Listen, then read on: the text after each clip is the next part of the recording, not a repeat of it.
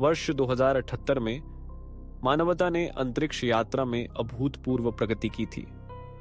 Interstellar mission axon नामक एक महत्वाकांक्षी अभियान ने सौर मंडल के बाहर जीवन की खोज के लिए एक नई दिशा दी। इस मिशन का नेतृत्व कैप्टन अर्जुन सिंह कर रहे थे, जिनके साथ थे वैज्ञानिक डॉ ईरा मेहता, इंजीनियर विवेक शर्मा और रोबोट विशेषज्ञ रिद्धिमा वर्मा। चारों ने मिलकर इस मिशन को सफल बनाने की ठानी थी, लेकिन उन्हें नहीं पता था कि उनकी यात्रा एक अंधेरे रहस्य की ओर ले जाने वाली है। जब स्पेसशिप वाइजर 9 ने अंतरिक्ष में अपनी यात्रा शुरू की तो अचानक एक रहस्यमय संकेत मिला। यह संकेत किसी अज्ञात ग्रह से आ रहा था और उसकी विचित्र भाषा को समझना असंभव था, लेकिन उस संकेत की आवृत्ति और पैटर्न ने उन्हें आश्वस्त किया कि यह कोई संदेश था, किसी की मदद की पुकार। रिद्धिमा ने उत्सुकता से पूछा, क्या हमें उस ग्रह की ओर जाना चाहिए? अर्जुन ने ध्यान से उत्तर दिया, हमें यह समझना होगा कि यह संकेत किसने भेजा है। इस प्रकार वह वाइजर 9 ने उस अज्ञात ग्रह की ओर बढ़ना शुरू किया। जैसे ही उन्होंने ग्रह के वायुमंडल में प्रवेश किया, एक अजीब एहसास हुआ। यह ग्रह न तो ठंडा था न गर्म, बल्कि यहां का वातावरण असामान्य रूप से निष्क्रिय और मृत प्रतीत हो रहा था। डॉ ईरा ने आश्चर्य से पूछा, यहां कोई सूरज की रोशनी क्यों नहीं है? विवेक ने अनुमान लगाया, हो सकता है कि यह ग्रह किसी ब्लैक होल के प्रभाव में हो। जब उन्होंने लैंडिंग की तो उनकी आंखों के सामने एक अजीब दृश्य था। सतह एक गहरे काले धूल से ढकी हुई थी और वहां एक विचित्र गंध फैली हुई थी, सड़ते मांस जैसी। उन्होंने अपनी टॉर्च ऑन की, लेकिन रोशनी कुछ दूरी पर जाकर गायब हो गई, मानो अंधेरा स्वयं एक जीवित चीज हो। अंधेरे का यह एहसास उनके दिलों में एक अनजानी दहशत भर रहा था।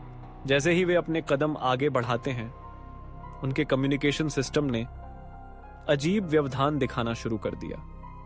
चारों ओर खंडहर और विशालकाय इमारतें थीं, जो किसी समय मानव सभ्यता का हिस्सा थीं। ईरा ने सवाल किया, क्या यहां पहले से कोई सभ्यता थी? तभी एक तेज चीख गूंजी। सभी चौकन्ने हो गए। अर्जुन ने सभी को सतर्क रहने का इशारा किया। जब वे आगे बढ़े तो दीवारों पर अजीब आकृतियां दिखीं, इंसानों जैसी परछाइयां, मानो किसी ने आग में जलकर निशान छोड़ दिए हों। रिद्धिमा कांपते हुए बोली, ये क्या हो सकता है? अर्जुन ने गंभीरता से कहा, यहां कुछ हुआ था, बहुत बुरा। वे जांच कर ही रहे थे कि अचानक चारों ओर अंधेरा गहराने लगा। उनकी टॉर्च बंद हो गई। विवेक घबराया, टॉर्च फेल हो रही हैं। तभी उनके पीछे से कोई फुसफुसाया, हम रे पास रहो। सभी चौंक गए। ईरा ने पूछा, क्या तुमने भी सुना? एक तेज हवा चली और कुछ काला पदार्थ हवा में घुलने लगा। यह पदार्थ जीवित लग रहा था, जैसे छायाएं हिल रही हों। अर्जुन ने चिल्लाया, भागो! टीम तेजी से बेस कैंप की ओर दौड़ी, लेकिन विवेक अचानक गायब हो गया। विवेक! उनकी आवाज में डर था, लेकिन पीछे मुड़ने पर वहां सिर्फ उसकी हिलती हुई परछाई थी। अब टीम को एहसास हुआ कि यह ग्रह सामान्य नहीं था। अंधेरा खुद एक जीव था, जो हर चीज को अपने अंदर समा रहा था। जैसे ही वे आगे बढ़े, ईरा की टांगें अचानक काले पदार्थ में धंसने लगीं। बचाओ! अर्जुन और रिद्धिमा ने उसे खींचने की कोशिश की, लेकिन वह धीरे धीरे अंधेरे में समा गई। आखिरी शब्द जो उन्होंने सुना, यह जीव हमारे ही डर से बना है। अब सिर्फ अर्जुन और रिद्धिमा बचे थे। वे स्पेसशिप तक पहुंचने की कोशिश कर रहे थे, लेकिन अंधेरा उन्हें घेर रहा था।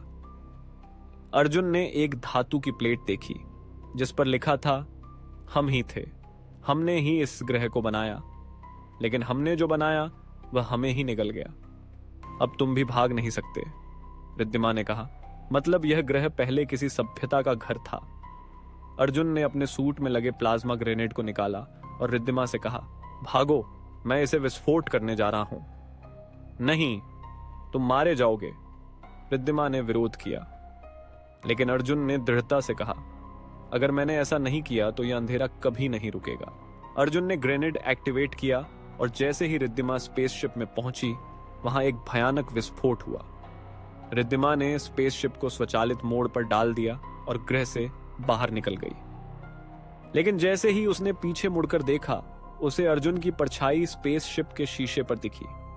अंधेरा कभी मरता नहीं, यह हमेशा बना रहता है। रिद्धिमा के चेहरे पर डर जम गया।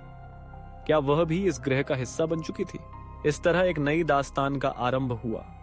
अंधेरे का ग्रह, जो एक बार मानवता का घर था, अब एक जीवित भय बन चुका था। क्या यह अंत था या एक नया डर? अंधेरे के साये में छिपा एक रहस्य जो कभी खत्म नहीं होगा। यह कहानी केवल एक ग्रह की नहीं, बल्कि मानवता के अंधेरे पक्ष की भी थी, जो हमेशा उसके साथ रहता है।